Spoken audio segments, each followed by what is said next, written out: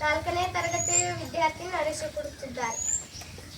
ಸಚೇತನ ಕಾರ್ಯಕ್ರಮ. ವಿಷಯ ಭಾನು ಮುಸ್ತಾಕ್ ಮತ್ತು ದೀಪಾ ಭಕ್ತಿ. ಭಾನು ಮುಸ್ತಾಕ್ 1948ರಲ್ಲಿ ಕರ್ನಾಟಕದ ಹಾಸನದಲ್ಲಿ ಮುಸ್ಲಿಂ ಕುಟುಂಬದಲ್ಲಿ ಜನಿಸಿದವರು.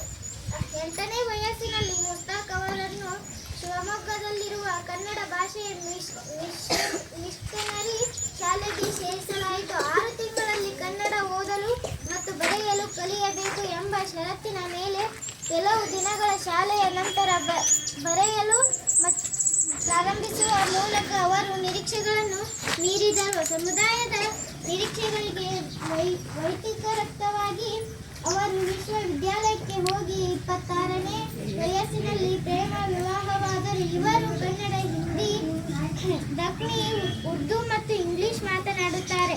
ದೀಪಾ ಬಸ್ತಿ. ಇವರು 1953ರಲ್ಲಿ ಕರ್ನಾಟಕದ ಕೊಡಗು ಜಿಲ್ಲೆಯ ಮಡಿಕೇರಿಯಲ್ಲಿ ಜನಿಸಿದರು.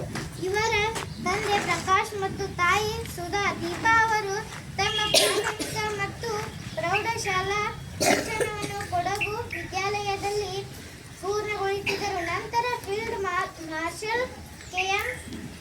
ಕಾರ್ಯಪ್ಪ ಕಾಲೇಜಿನಿಂದ ವಾಣಿಜ್ಯ ವಿಭಾಗದಲ್ಲಿ ಪದವಿ ಬಿ.ಕಾಂ ಪಡೆದರು. ಮಂಗಳೂರು ವಿಶ್ವವಿದ್ಯಾಲಯದ ಕೊಣಾಜಿಯಲ್ಲಿ ಸಮೂಹ ಸಂವಹನ ಮತ್ತು ಪತ್ರಿಕೋದ್ಯಮದಲ್ಲಿ